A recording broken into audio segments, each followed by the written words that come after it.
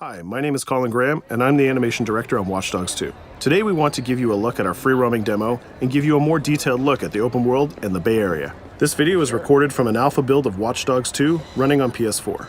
In Watch Dogs 2, we've expanded our hacking tools to give the players more options. By tapping and releasing the L1 shoulder button, we can do a contextual quick hack on this person. If we want more hacking options, we simply hold the L1 button while focusing on our target. Now we can see that there's 4 contextual hacks available on this car.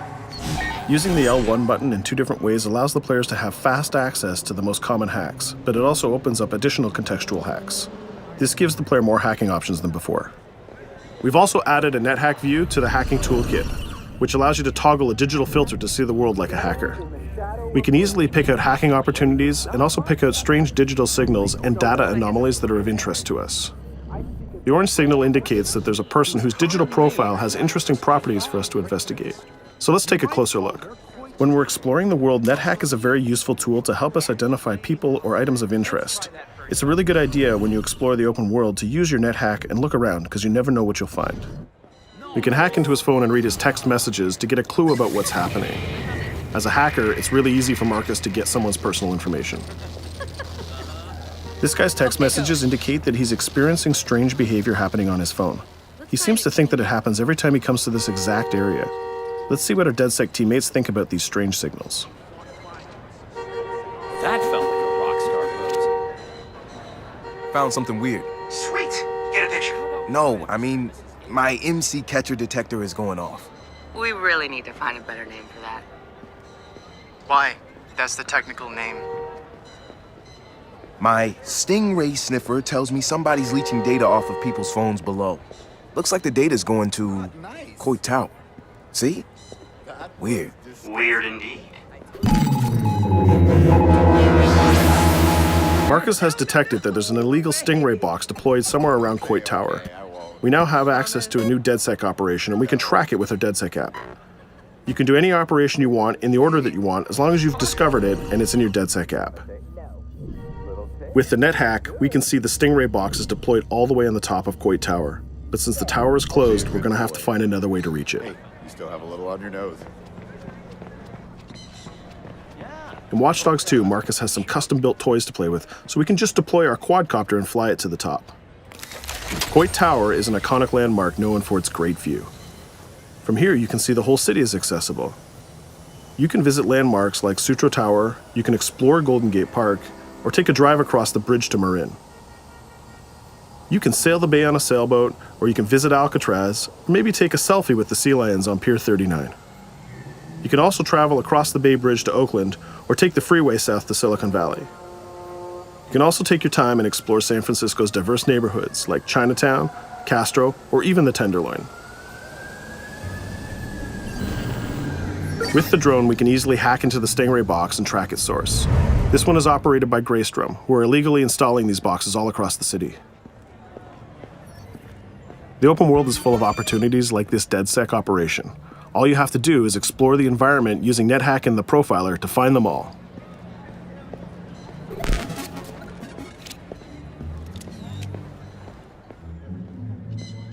There we go. This one has a breadcrumb trail I can follow. Nice. Where's it go? Looks like Greystrom set up a warehouse out by the piers. You wanna bet I can find some shady shit in there? Definitely some shady shit in there. We can open our smartphone and select the DedSec app to track this operation. We use the DedSec app to manage all of our activities in Watch Dogs. We can see the objectives on our map, and it's not very far, so we can drive there pretty quickly. The Noodle Map app can be used to locate different landmarks and areas of interest. The entire Bay Area is yours to explore from the very beginning of the game, so you don't need to unlock anything. There's also a shop on Pier 39 where we can customize Marcus's outfit, and there's some other open world activities we can check out along the way too. Let's take this car and head down to the waterfront. Cars are particularly vulnerable to a hacker like Marcus, and you can acquire a skill that allows you to simply unlock any car in the game with your phone. One of the biggest feedbacks we got from the fans after the first Watch Dogs game was about the driving. We've significantly improved the driving to make it more responsive and accessible to a wider number of players. Driving was reworked extensively with a team of experts from Ubisoft Reflections. This is a particularly important improvement because San Francisco is known for its steep hills and its tight winding streets. Of course, driving and hacking go hand in hand, and you can still hack steam pipes, traffic lights, and you can also hack individual vehicles. As you can see, it's much easier to drive through the city in Watch Dogs 2. Let's pull up here at iconic Pier 39 and take a quick look around.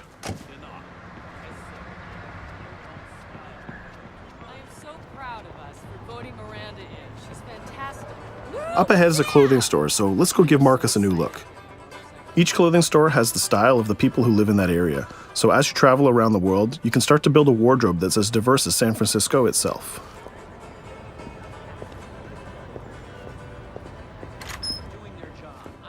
There are over 700 unique items of clothing that Marcus can purchase to wear, with over 1 billion possible combinations. We can go into the fitting room menu and browse a selection of items found in the store.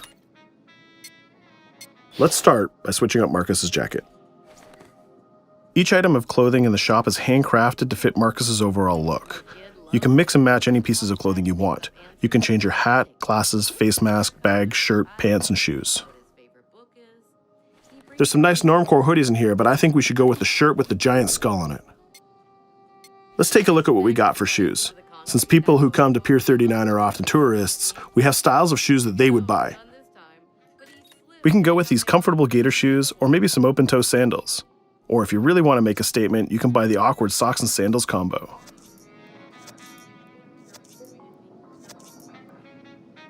In the end, though, I think we should go with Stars and Stripes Chucks. We could really stay here all day trying on clothes, and each store has a wide variety of clothing options so you can really make Marcus look the way you want. From biker leather to hip-hop, from pinstripe suits to tie-dye tank tops, you can really craft the look that's unique to you. In Watch Dogs 2, you manage your activities from your smartphone. There's an app shop, a media player, the DedSec app, and a research app that allows you to develop new skills. Let's take a look in the app shop to find the ScoutX app. San Francisco is full of iconic landmarks, so as you explore the world, you'll find new ScoutX objectives in the app. Once we've installed it, we can find nearby landmarks and go check them out. When you visit San Francisco, there's so many great landmarks to visit. The ScoutX app will be like your tour guide in Watch Dogs 2. We're right near the crab statue on Pier 39, so let's go to that one right now.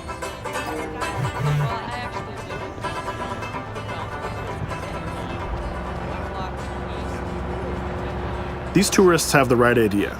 We'll just pop open our phone and select our camera and take a picture of this giant crab. Let's make it a selfie and use the California Vibe filter.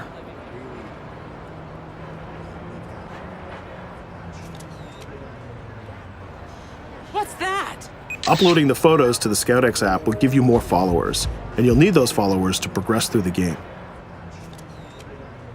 So we had a look around and we bought some new clothes, but let's get back on track and head to that next pier, and we'll take care of that stolen data at the Greystrom site.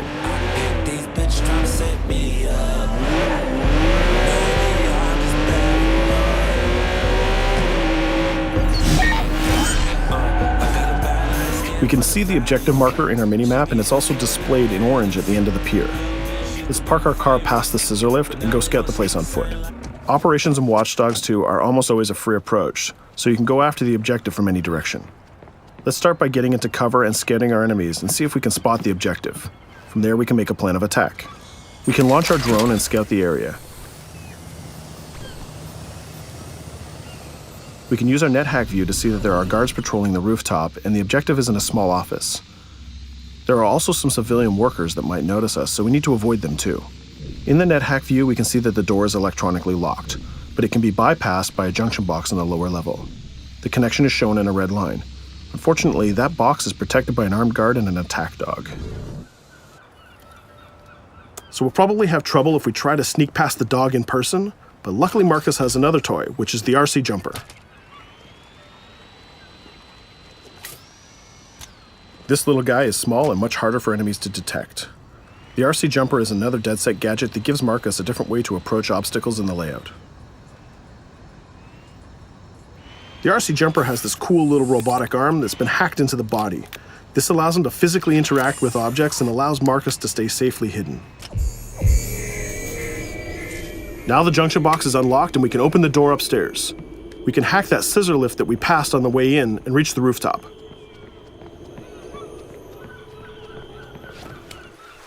By hacking into the OS of the scissor lift, Marcus can take remote control of it. Not only can you raise it up and down, but you can actually drive it around anywhere you want in the world. This level of control gives players total freedom when dreaming up an approach to a mission. Our first challenge is to get past the guard in front of us. So let's hack into the security camera and see how he might be vulnerable.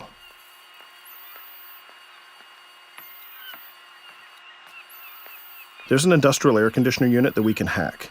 We can set it to explode when the guard comes close, and we can hack it to attract the guard with a strange noise. There, that... The guard will go investigate the noise and walk straight into the trap we set. Shit. Does anyone know first aid?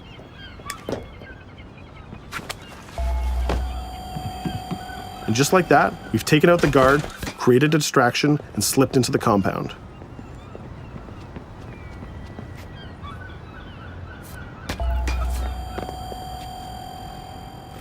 A more direct way to neutralize a guard is to use the non-lethal stun gun. Marcus has an array of non-lethal tools and techniques, and you can complete the entire game without actually killing a single enemy. Since we already unlocked this door with our RC jumper, we can just quick hack it to open it. Now we're in the room, we just need to install one of our custom DedSec boxes into this Bloom terminal, and we've completed our final objective. All that's left to do now is escape undetected. Each operation we undertake will give us more followers. And more followers will allow you to take on even bigger operations. So let's get off this pier and explore a little bit more.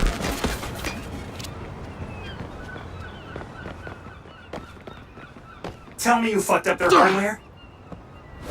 I left an expensive little present in their system, and they're going to pay for it. Damn, you sound like Jimmy Siska.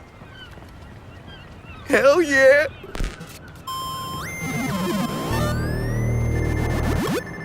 Up ahead, we'll notice there's another player hanging about. He's easy to spot because of the purple icon and the gamer tag over his head. In Watch Dogs, your game session can be seamlessly merged, and you will often encounter other players exploring the world just like you. This guy looks really friendly. We have an opportunity to join up and form a co-op party, so let's send him an invite.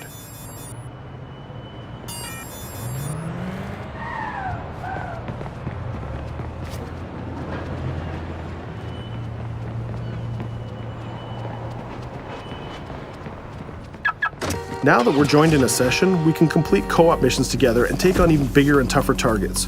2 hackers are better than 1.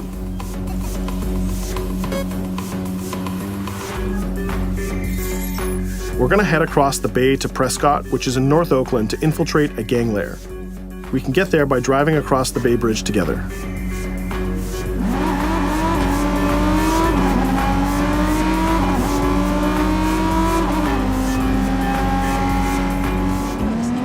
All right, we can see that we're in a much different neighborhood than before. This is Prescott, a subdistrict of North Oakland, and the location of our next co-op operation. With our partner, we can go together and activate this mission.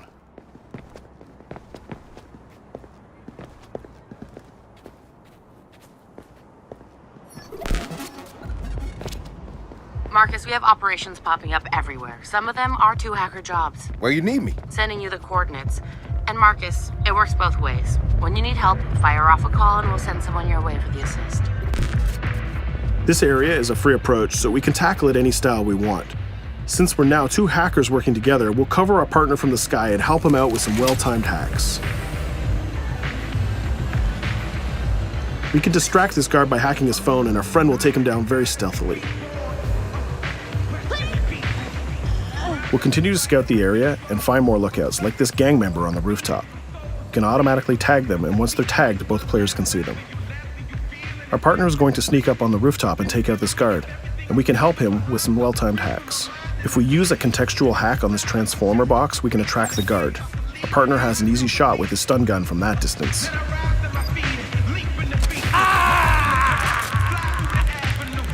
Using the NetHack view again, we can see that there's a lockbox connected by red connection lines to a room on the other side of the compound. Inside this room, we see our 2 targets meeting up, and it's a perfect place to take them down simultaneously. We need to get that box unlocked and get into that room. As we continue to scout this area, we can see this compound has a lot more guards than the last one, and they look very heavily armed. We'll need to take care of these guards if we get detected. There's also a car parked in the garage, so we might need that to escape later. Let's go back to our friend and get him to disable that junction box so we can unlock the door to our target. The drone has a lot of flexibility, and it's small and hard to detect, but the trade-off is that you can't physically interact with objects like this junction box. But it's not a problem for our man on the ground to do that for us. The signal lines have changed from red to blue, so now we know that we can open the doors and get to our targets.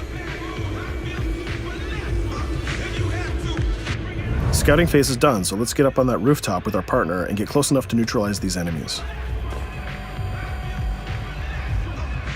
We can hack these junction boxes and set a proximity trigger on them. They'll explode if an enemy passes through them, but they won't be triggered if we pass through them ourselves. We can also deploy electroshock mines from our inventory, and they're fully hackable too. It's a good idea to leave traps for your enemies in case they try to flank you. Our partner is camped out by the door ready to rush into the room, but we're going to create a distraction first. We'll get into position behind these crates, and this time we'll launch our RC jumper. Once our partner opens the door, we'll zip in and create a distraction.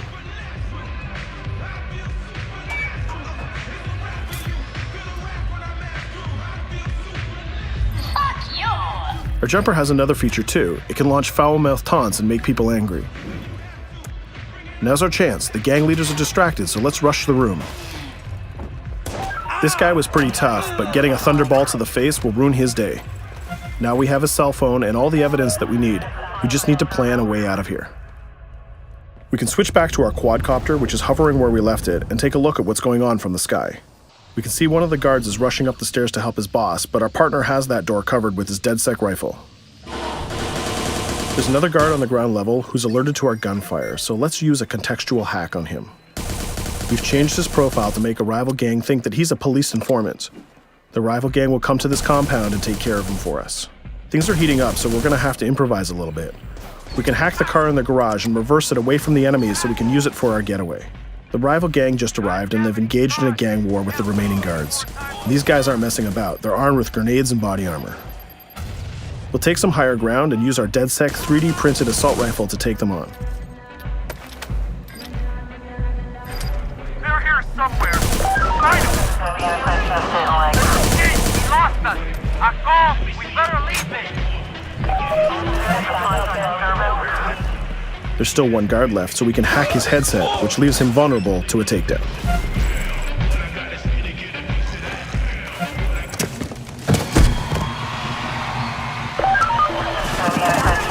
Let's take our stolen ride and get out of here before cops show up. And just like that, we're home free. We took down both gang leaders, we got the evidence we needed, and we triggered a gang war, and we escaped without getting killed.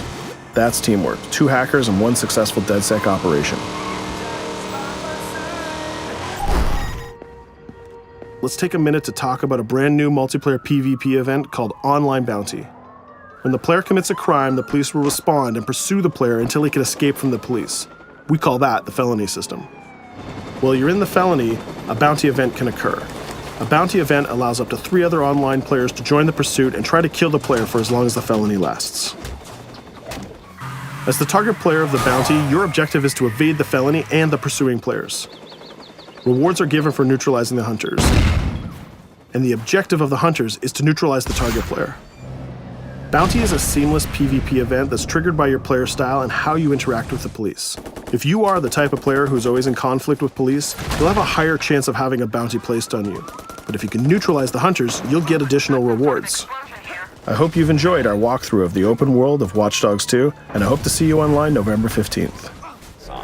And it's also showing how you can use your various tools like drones and hacking into people to explore the world and manipulate the world to achieve your goals. You begin the demo. So we show the mission where Marcus is trying to infiltrate Congressman Trust's penthouse to find evidence that he is trying to rig the election.